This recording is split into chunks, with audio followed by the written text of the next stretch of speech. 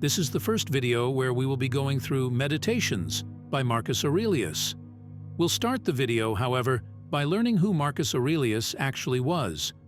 Marcus Aurelius was a Roman emperor who ruled from 161 to 180 AD and is best known for his philosophical work, Meditations. Born on April 26, 121 AD, in Rome as Marcus Annius Verus, he was later adopted by his uncle, the Emperor Antoninus Pius, and took the name Marcus Aurelius Antoninus. From a young age, Marcus received an excellent education, studying under the tutelage of the best teachers in Rome. His studies included philosophy, rhetoric, and Roman law, which greatly influenced his intellectual development. As a young man, he showed a keen interest in stoicism, a school of philosophy that emphasized rationality, self-discipline, and virtue. In 138 AD, Marcus Aurelius married his cousin Faustina the Younger, and the couple had 13 children, although not all survived infancy. Despite the challenges of public life, Marcus remained devoted to his family, and his marriage to Faustina was considered harmonious. In 161 AD, upon the death of his adoptive father, Antoninus Pius, Marcus Aurelius ascended to the imperial throne. His reign was marked by various challenges, including military conflicts along the northern frontier of the Roman Empire, particularly with the Germanic tribes and the Parthian Empire in the east. Throughout his rule, Marcus faced constant military campaigns, most notably the Marco-Mannic Wars, a series of conflicts against Germanic and Sarmatian tribes. Despite the demands of the military, Marcus Aurelius maintained his commitment to Stoic philosophy, using the principles of reason and virtue to guide his decisions. One of Marcus Aurelius's most enduring legacies is his philosophical work, Meditations. This collection of personal writings reflects his Stoic beliefs and serves as a practical guide for living a virtuous life. In Meditations, Marcus reflects on the nature of existence, the importance of self-discipline, and the transient nature of life. Despite the challenges of his reign, Marcus Aurelius was known for his humility, integrity, and commitment to duty. He often lamented the burden of leadership and the constant need for military campaigns. His reign ended with his death on March 17, 180 AD, while on a military campaign in present-day Austria.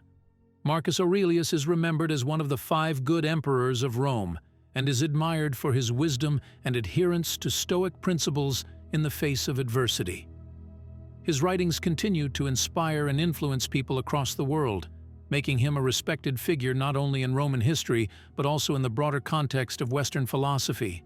We will start with the first book of Meditations, known as Debts and Lessons. This is what it says. Remember that this is the work of the author and might contain content that I do not support. The first book Of my grandfather Verus, I have learned to be gentle and meek, and to refrain from all anger and passion. From the fame and memory of him that begot me, I have learned both shamefastness and manlike behavior. Of my mother, I have learned to be religious and bountiful, and to forbear, not only to do, but to intend any evil, to content myself with a spare diet, and to fly all such excess as is incidental to great wealth. Of my great-grandfather, both to frequent public schools and auditories, and to get me good and able teachers at home, and that I ought not to think much if upon such occasions I were at excessive charges. 2. Of him that brought me up, not to be fondly addicted to either of the 2 great factions of the coursers in the circus, called Prasini and Veneti, nor in the amphitheater partially to favor any of the gladiators or fencers, as either the Parmilari or the Secutores. Moreover, to endure labor, nor to need many things. When I have anything to do it myself rather than by others, not to meddle with many businesses, and not easily to admit of any slander. 3. Of Diognetus, not to busy myself about vain things, and not easily to believe those things, which are commonly spoken, by such as take upon them to work wonders, and by sorcerers, or prestidigitators and impostors, concerning the power of charms, and their driving out of demons, or evil spirits, and the like, not to keep quails for the game, nor to be mad after such things, not to be offended with other men's liberty of speech, and to apply myself unto philosophy. Him also I must thank, that ever I heard first Bacchius, then Tandasis and Marcianus, and that I did write dialogues in my youth, and that I took liking to the philosopher's little couch and skins, and such other things, which by the Grecian discipline are proper to those who profess philosophy. Ephi. To Rusticus I am beholding that I first entered into the conceit that my life wanted some redress and cure, and then that I did not fall into the ambition of ordinary sophists, either to write tracts concerning the common theorems, or to exhort men unto virtue and the study of philosophy by public orations, as also that I never by way of ostentation did affect to show myself an active, able man for any kind of bodily exercises, and that I gave over the study of rhetoric and poetry, and of elegant, neat language. That I did not use to walk about the house in my long robe, nor to do any such things. Moreover, I learned of him to write letters without any affectation or curiosity, such as that was, which by him was written to my mother from Sinuessa, and to be easy and ready to be reconciled and well pleased again with them that had offended me, as soon as any of them would be content to seek unto me again. To read with diligence, not to rest satisfied with a light and superficial knowledge, nor quickly to assent to things commonly spoken of, whom also I must thank that ever I lighted upon Epictetus his Hypomnemata, or moral commentaries and common factions, which also he gave me of his own. V. From Apollonius, true liberty and unvariable steadfastness, and not to regard anything at all, though never so little, but right in reason, and always, whether in the sharpest pains, or after the loss of a child, or in long diseases, to be still the same man, who also was a present and visible example unto me,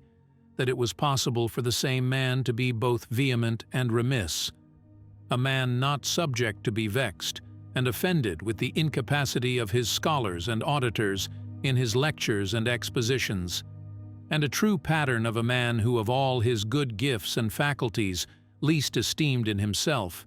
that his excellent skill and ability to teach and persuade others the common theorems and maxims of the Stoic philosophy.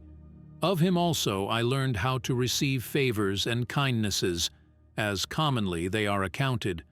from friends, so that I might not become obnoxious unto them for them, nor more yielding upon occasion than in right I ought, and yet so that I should not pass them neither as an unsensible and unthankful man. C. Of Sextus, mildness and the pattern of a family governed with paternal affection, and a purpose to live according to nature, to be grave without affectation, to observe carefully the several dispositions of my friends, not to be offended with idiots, nor unseasonably to set upon those that are carried with the vulgar opinions, with the theorems and tenets of philosophers, his conversation being an example how a man might accommodate himself to all men and companies, so that though his company were sweeter and more pleasing than any flatterer's cogging and fawning, yet was it at the same time most respected and reverenced, who also had a proper happiness and faculty, rationally and methodically to find out and set in order all necessary determinations and instructions for a man's life, a man without ever the least appearance of anger or any other passion, able at the same time most exactly to observe the Stoic apatheia, or unpassionateness, and yet to be most tender-hearted, ever of good credit, and yet almost without any noise or rumor, very learned, and yet making little show. 7. From Alexander the Grammarian, to be unreprovable myself, and not reproachfully to reprehend any man for a barbarism, or a solecism, or any false pronunciation, but dexterously by way of answer, or testimony, or confirmation of the same matter, taking no notice of the word, to utter it as it should have been spoken, or by some other such close and indirect admonition, handsomely and civilly to tell him of it. 8. Affronto, to how much envy and fraud and hypocrisy the state of a tyrannous king is subject unto, and how they who are commonly called Epatridae, i.e., nobly born, are in some sort incapable, or void of natural affection. Ike, of Alexander the Platonic, not often nor without great necessity to say, or to write to any man in a letter, I am not at leisure, nor in this manner still to put off those duties which we owe to our friends and acquaintances, to everyone in his kind, under pretense of urgent affairs. X. Of Catullus, not to contemn any friend's expostulation, though unjust, but to strive to reduce him to his former disposition, freely and heartily to speak well of all my masters upon any occasion, as it is reported of Domitius and Athenodotus,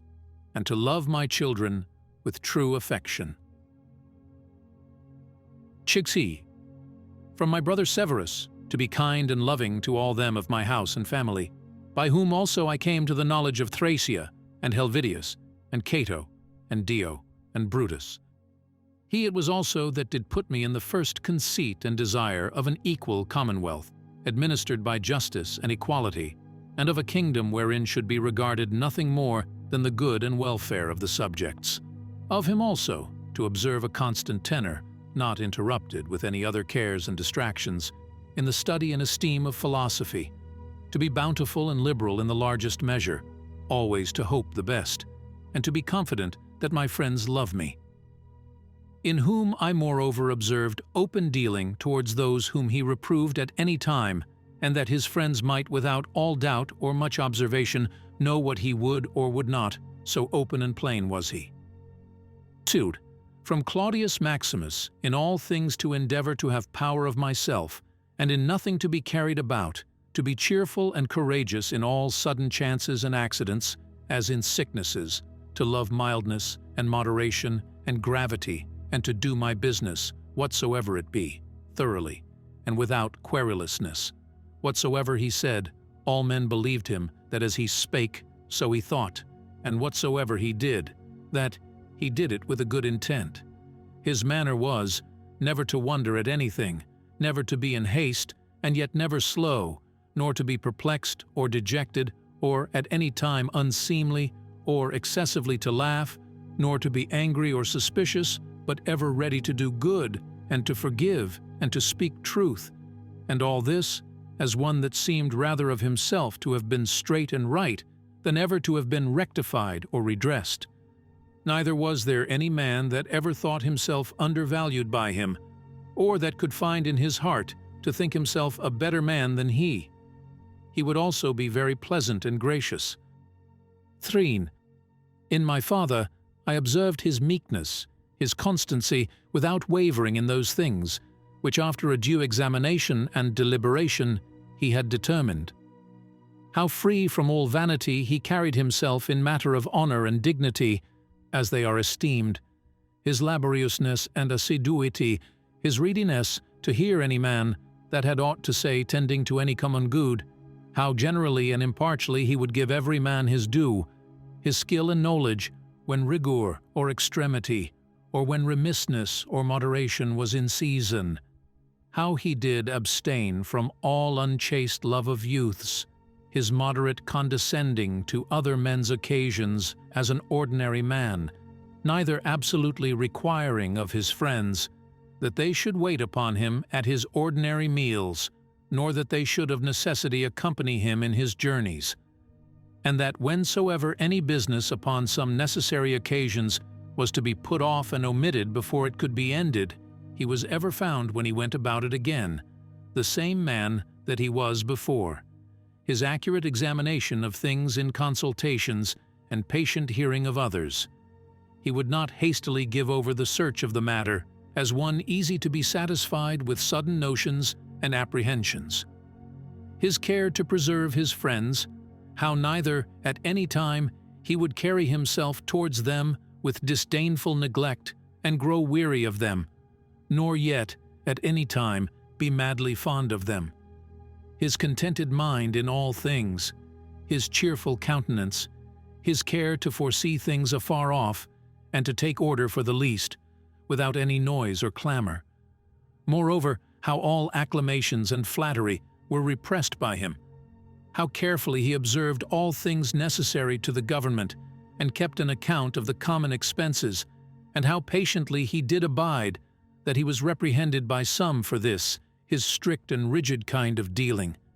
How he was neither a superstitious worshipper of the gods, nor an ambitious pleaser of men, or studious of popular applause, but sober in all things, and everywhere observant of that which was fitting, no affecter of novelties, in those things which conduced to his ease and convenience, plenty whereof his fortune did afford him, without pride and bragging, yet with all freedom and liberty, so that as he did freely enjoy them without any anxiety or affectation when they were present, so when absent he found no want of them. Moreover, that he was never commended by any man, as either a learned acute man, or an obsequious officious man, or a fine orator, but as a ripe mature man, a perfect sound man, one that could not endure to be flattered, able to govern both himself and others. Moreover, how much he did honor all true philosophers, without upbraiding those that were not so. His sociableness, his gracious and delightful conversation, but never unto satiety. His care of his body within bounds and measure, not as one that desired to live long, or overstudious of neatness and elegancy, and yet not as one that did not regard it, so that through his own care and providence he seldom needed any inward physic or outward applications, but especially how ingeniously he would yield to any that had obtained any peculiar faculty, as either eloquence or the knowledge of the laws, or of ancient customs, or the like, and how he concurred with them in his best care and endeavor, that every one of them might in his kind, for that wherein he excelled, be regarded and esteemed. And although he did all things carefully after the ancient customs of his forefathers, yet even of this was he not desirous that men should take notice, that he did imitate ancient customs. Again, how he was not easily moved and tossed up and down, but loved to be constant, both in the same places and businesses, and how, after his great fits of headache, he would return fresh and vigorous to his wonted affairs. Again, that secrets he neither had many nor often, and such only as concerned public matters. His discretion and moderation in exhibiting of the public sights and shows for the pleasure and pastime of the people, in public buildings, congiaries, and the like. In all these things, having a respect unto men only as men, and to the equity of the things themselves, and not unto the glory that might follow. Never wont to use the baths at unseasonable hours, no builder, never curious or solicitous, either about his meat, or about the workmanship, or color of his clothes, or about anything that belonged to external beauty. In all his conversation, far from all inhumanity, all boldness and incivility, all greediness and impetuosity, never doing anything with such earnestness and intention that a man could say of him that he did sweat about it, but contrariwise, all things distinctly, as at leisure, without trouble, orderly, soundly, and agreeably. A man might have applied that to him, which is recorded of Socrates, that he knew how to want and to enjoy those things, in the want whereof most men show themselves weak, and in the fruition intemperate,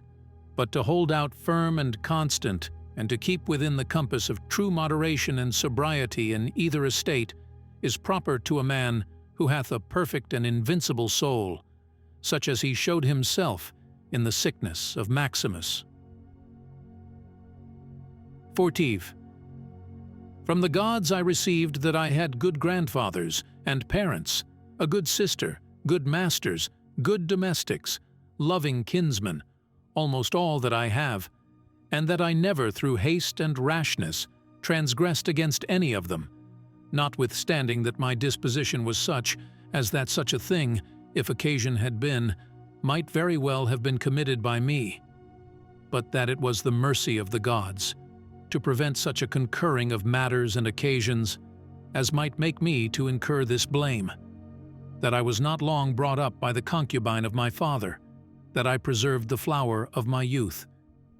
that I took not upon me to be a man before my time, but rather put it off longer than I needed, that I lived under the government of my Lord and Father, who would take away from me all pride and vain glory, and reduce me to that conceit and opinion that it was not impossible for a prince to live in the court without a troop of guards and followers, extraordinary apparel, such and such torches and statues, and other like particulars of state and magnificence, but that a man may reduce and contract himself almost to the state of a private man, and yet for all that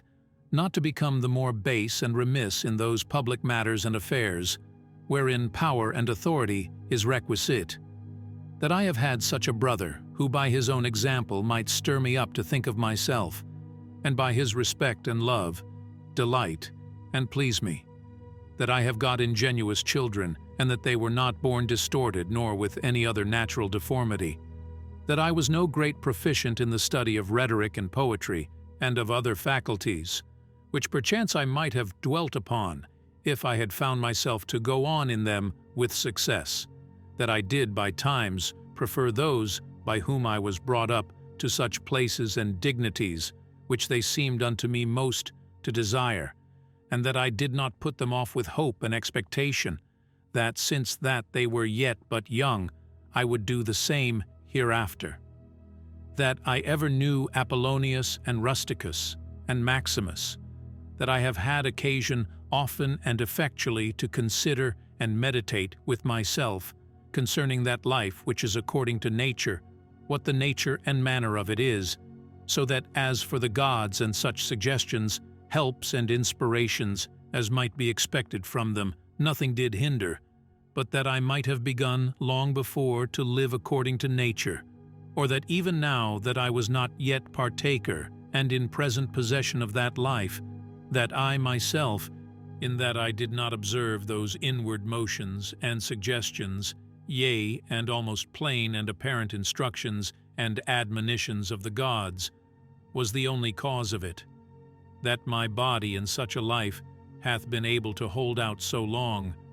that I never had to do with Benedicta and Theodotus, yea, and afterwards when I fell into some fits of love, I was soon cured, that having been often displeased with Rusticus, I never did him anything for which afterwards I had occasion to repent, that it being so that my mother was to die young, yet she lived with me all her latter years, that as often as I had a purpose to help and succor any that either were poor or fallen into some present necessity, I never was answered by my officers that there was not ready money enough to do it, and that I myself never had occasion to require the like succor from any other, that I have such a wife, so obedient, so loving, so ingenuous, that I had choice of fit and able men, to whom I might commit the bringing up of my children, that by dreams I have received help, as for other things, so in particular, how I might stay my casting of blood, and cure my dizziness, as that also that happened to thee in Cajeta, as unto Chrysis when he prayed by the seashore. And when I did first apply myself to philosophy, that I did not fall into the hands of some sophists, or spent my time either in reading the manifold volumes of ordinary philosophers, nor in practicing myself in the solution of arguments and fallacies, nor dwelt upon the studies of the meteors and other natural curiosities. All these things, without the assistance of the gods, and fortune could not have been. Fiend. In the country of the Quadi at Granua, these, betimes in the morning say to thyself, this day I shalt have to do with an idle curious man, with an unthankful man, a railer, a crafty, false, or an envious man, an unsociable, uncharitable man. All these ill qualities have happened unto them, through ignorance of that which is truly good and truly bad. But I that understand the nature of that which is good, that it only is to be desired, and of that which is bad, that it only is truly odious and shameful, who know moreover that this transgressor, whosoever he be, is my kinsman, not by the same blood and seed, but by participation of the same reason and of the same divine particle. How can I either be hurt by any of those, since it is not in their power to make me incur anything that is truly reproachful,